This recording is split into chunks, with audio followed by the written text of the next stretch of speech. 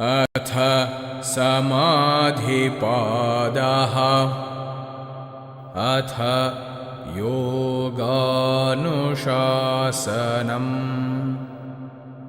योगश्चित्तवृत्तिनिरोधः तदा द्रष्टुस्वरूपे अवस्थानम् वृत्तिसारूप्यमितरत्र। वृत्तयः पञ्चतयः क्लिष्टाः प्रमाणविपर्ययविकल्पनिद्रा स्मृतयः। प्रत्यक्षानुमानागमाः प्रमाणानि। विपर्ययो मिथ्याज्ञानमतद्रूपप्रतिष्ठम्। शब्दज्ञानानुपाती वस्तुशून्यो विकल्पः। अभावप्रत्ययालम्बना तमोवृत्तिर्निद्रा। अनुभूतविषया सम्प्रमोषः स्मृतिः। अभ्यासवैराग्याभ्यान्तन्निरोधः। तत्र स्थितौ यत्नोऽभ्यासः स तु दीर्घकालनैरन्तर्य सत्कारादरासेवितो दृढभूमिः।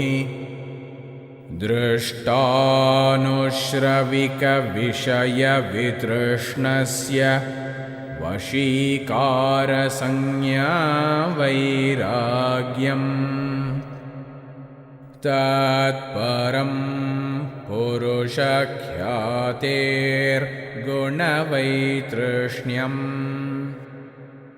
वितर्कविचारानन्दास्मितारूपानुगमात् सम्प्रज्ञातः।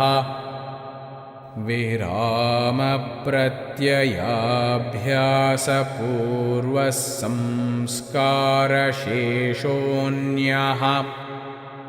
भवप्रत्ययो विदेहप्रकृतिलयानाम्। श्रद्धा वीर्यस्मृतिसमाधिप्रज्ञापूर्वक इतरेषाम्। तीव्रसंवेगानामासन्नः। मृदुमध्याधिमात्रत्वात्ततोऽपि विशेषः। ईश्वरप्रणिधानाद्वा क्लेशकर्मविपाकाशयैरपरामृष्टः पुरुषविशेष ईश्वरः। तत्र निरतिशयं सर्वज्ञबीजम्। स एष पूर्वेषामपि गुरुः कालेनानवच्छेदात्। तस्य वाचकः प्रणवः। तज्जपस्तदर्थभावनम्। ततः प्रत्यक्षेतनाधिगमोऽप्यन्तरायाभावश्च। व्याधिस्त्यानसंशयप्रमादालस्याविरति भ्रान्तिदर्शनालब्धभूमिकत्वानवस्थितत्वानि।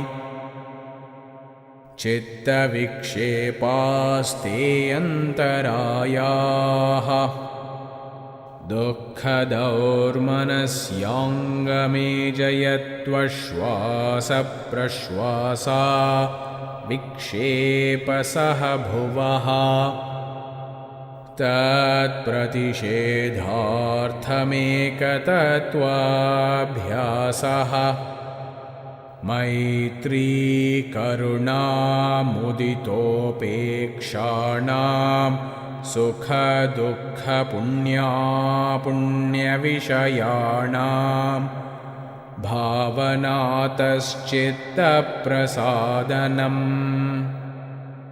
प्रच्छर्दनविधारणाभ्यां वा प्राणस्य विषयवती वा प्रवृत्तिरुत्पन्ना मनसः स्थितिनिबन्धिनी विशोका वा ज्योतिष्मती वीतरागविषयं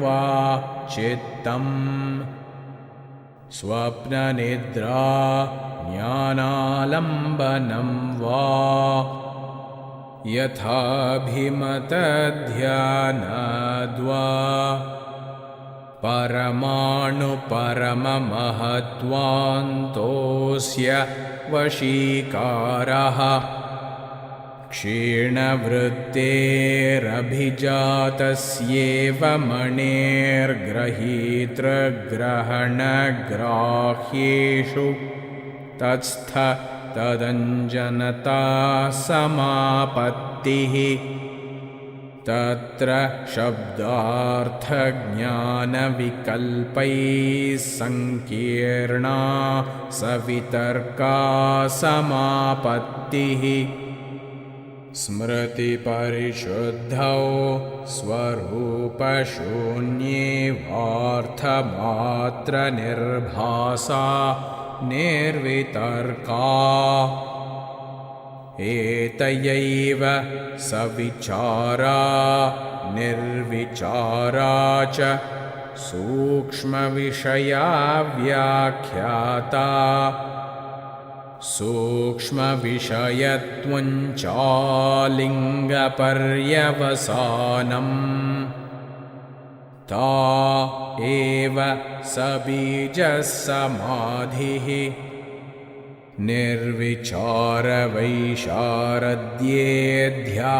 निर्विचारवैशारद्येऽध्यात्मप्रसादः ऋतम्भरा तत्र प्रज्ञा श्रुतानुमानप्रज्ञाभ्यामन्यविषया विशेषार्थत्वात् तज्जसंस्कारोऽन्यसंस्कारप्रतिबन्धी तस्यापि निरोधे सर्वनिरोधान्